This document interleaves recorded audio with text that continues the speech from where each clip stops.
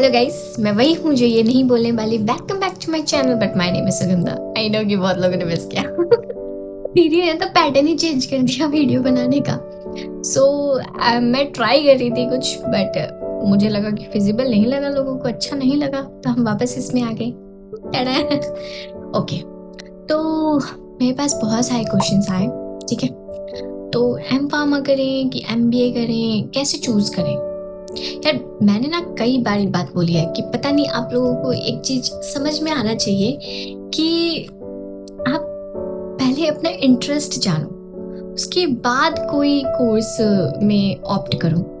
And second thing, यार मुझे ना इतना आज सुबह जब मतलब एक मेरे भाई ने मतलब फॉलोअर ने इतने प्यार से मुझे चीजें शेयर करी अपने कॉलेज की।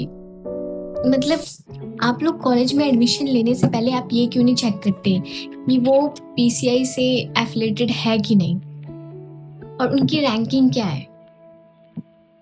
कोई भी कॉलेज में एडमिशन लो, प्लीज़ थोड़ा सा रिसर्च करो, क्योंकि आपकी फीस लगनी है, आपका उसके बाद फ्यूचर डिपेंड करता है। अब वो रिजेक्ट हो चुका है अगर आप गलती से, अब वो बंदा क्या करेगा? वो बच्चा 4 साल उसके पैसे से तो बढ़कर है नहीं, वापस से स्टार्टिंग किया नहीं जा सकता। वो 4 साल तो वापस आएंगे नहीं उसके पास। तो प्लीज़ मेरी बात को ध्यान से समझो। कई लोग, मुझे पता है कि अब फिर से एडमिशन स्टार्ट होने वाले हैं, तो कोई डिप्लोमा में एडमिशन लेगा, कोई बी फार्मा के लिए करेगा, कोई एम फार्मा के लिए करेगा। ठीक है, तो प्लीज़ जब भी कॉलेज चूज़ करो, कुछ चीज़ों का ध्यान रखो कि वो पीसीआई से एफिलेटेड है कि नहीं। सेकंड की एनआरएफ रैंकिंग क्या है, ज़रूर रखो जब भी आप कॉलेज को चूज़ करो, चाहे किसी में भी एडमिशन हो, diploma, B pharma, M pharma. Please ये देखो कि अगर आप प्राइवेट कॉलेजेस देख रहे हो तो प्लीज़ कि एनआरएफ रैंकिंग है कि नहीं, पीसीआई से एफिलेटेड है कि नहीं। ठीक है, और अगर ट्राई करो कि गवर्नमेंट कॉलेज मिले, क्योंकि जो प्राइवेट्स की फ़ीस है वो काफ़ी हाई है, और उसके बाद जो एक्सपेक्टेशंस आपकी बनती है और मार्केट में जो जॉब रोल्स मिलते हैं और उसकी जो पोजीशनिंग है, सैलरी है, थोड़ा सा प्लीज़ ट्राई करो कि गवर्नमेंट कॉलेज मिल जाए। ठीक है, उसके बाद आपका रहना, खाना पीना, उन सब के चार्जेस अगर इंक्लूड कर लो तो काफ़ी ज़्यादा बर्डन पड़ता है पॉकेट्स पे। देखो, जिसकी फाइनेंशियली बहुत अच्छी होती है, चलो उसके लिए तो ठीक है, मैटर नहीं करता, लेकिन उनके लिए भी थोड़ा कंसर्न होता है, क्योंकि जो जॉब रोल्स मिलते हैं, स्टार्टिंग सैलरी पैकेज जो होती है, फिर थोड़ा हार्ट ब्रेकिंग होता है। तो प्लीज़ ट्राई करो कि आपको गवर्नमेंट कॉलेजेस मिले, एंड थोड़ी पैरामीटर को चेक करो, उनकी एनआरएफ रैंकिंग, उनका प्लेसमेंट साइकिल्स क्या है। ठीक है, प्राइवेट का प्लेसमेंट तो होना ही चाहिए, आपको कम से कम कुछ तो मिले वहाँ जाके, है ना। और पीसीआई एफिलेटेड तो मस्ट है, प्लीज़ इसके बिना मत लेना एडमिशन किसी भी फालतू कॉलेजेस में। यार मैं चाह रही हूँ कि लोगों की वैल्यू बढ़े, फार्मेसी की वैल्यू बढ़े, आप अपनी वैल्यू को बढ़ा रही हो। तो सपोज कि अगर एक पानी का बोतल, मतलब अगर आपके यहाँ पे फ्री में पानी मिल रहा है तो आपको इसको वैल्यू नहीं समझते। ठीक है, उसी को हम बॉटल्स में कर दें तो वो 10 रुपए का मिलता है। फिर अगर आप सिटी एरिया में चले जाओगे तो वो 20 रुपीज़ का मिलेगा। आप ऐसी जगह पे चले जाओ जैसे एयरपोर्ट जैसी एरिया पे, तो वो कितने का मिलेगा? 100 रुपीज़ का। पानी सेम है, जगह की वजह से उसकी वैल्यू बढ़ गई। सेम ऐसी चीज़ें हैं, आप कहाँ से अपने कोर्स कर रहे हो, आपकी पैकेजिंग कैसी हुई है, मतलब आपका शेपिंग स्किल्स के साथ कैसे हुआ है, वो डिपेंड करता है कि आपकी कितनी अच्छी वैल्यू होनी चाहिए। ठीक है, किसी ने जामिया से किया है और किसी ने XYZ से किया है, तो किसकी वैल्यू होगी? आंसर आपके पास है।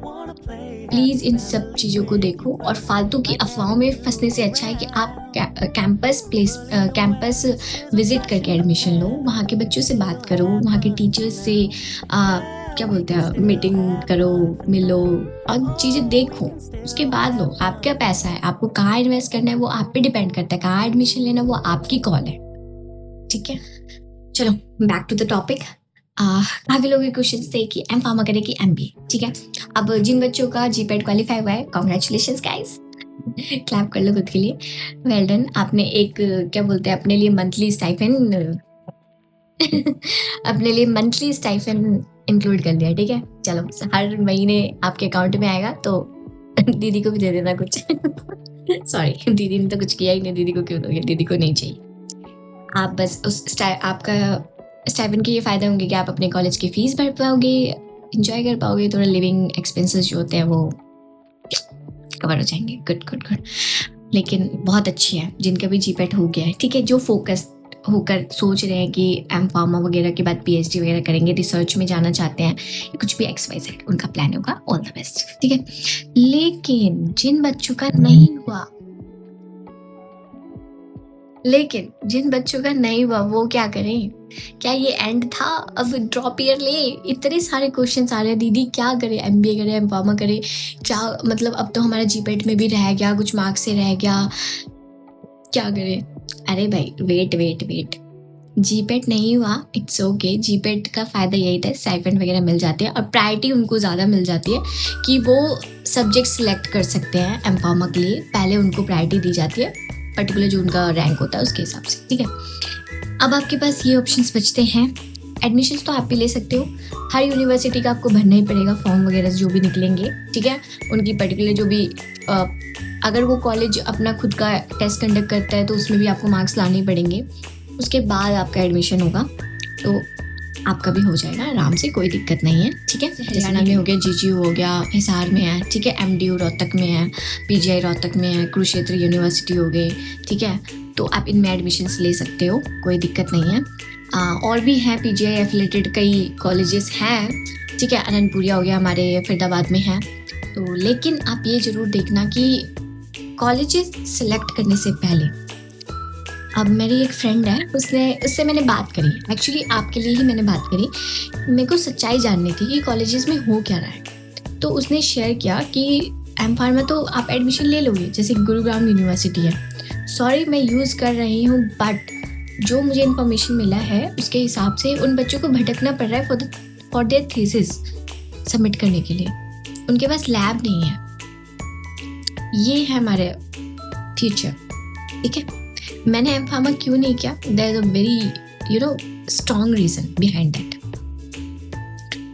तो एम फार्मा करने के लिए भी आपको चाहिए कि आपके पास, आपको थोड़ा नॉलेज और आपको रिसर्च करना पड़ेगा गाइज, कि आपको कहाँ जाना है, क्या फ्यूचर में लेके चलना है। इससे अच्छा अगर आप प्राइवेट में जा रहे हो तो मैं तो ये कहूँगी कि फॉरेन चले जाओ इतने पैसे लगा के, ठीक है, वहाँ पे आपको लैब फैसिलिटीज़ भी मिल जाएगी अच्छे से अच्छा। तो क्यों एम फार्मा करना यहाँ से, इंडिया से? और एक्सपोजर लो यार, बाहर के देखो, चीज़ें सीखो, जर्मनी जाओ, पब्लिक यूनिवर्सिटी में एडमिशन्स लो, या UK जाओ, US जाओ, जिनके पास अच्छे पैसे हैं, ठीक। अब जिन बच्चों का नहीं हुआ कोई दिक्कत नहीं है, लेकिन आप फॉर्म भर सकते हो, अपडेटेड रहो। लेकिन जैसे कि कुछ कॉलेजेस अच्छे हैं उनको चूज़ करो, ये नहीं कि आपने पैसे बचाने के चक्कर में किसी भी कॉलेज में एडमिशन ले रहे हो, उसके बाद सोच रहे हो कि हमारा एम फार्मा हो जाएगा, हमने थीसिस दे दी, इतने करने के बाद सोच रहे हो कि बहुत अच्छा, मतलब नहीं हो पाएगा, ठीक है। उसके बाद भी लोग भटकते हैं, तो इसलिए अपनी वैल्यू बढ़ाओ। जैसे GD गोयनका हो गए, ठीक है, ये भी अच्छी है, MIT हो गई, ये भी अच्छी है, ठीक है, बिट्स पिलानी हो गई, सबसे बेस्ट है यार, ऐसी जगह पे एडमिशन ले लो अगर प्राइवेट ही लेना है तो, ठीक है।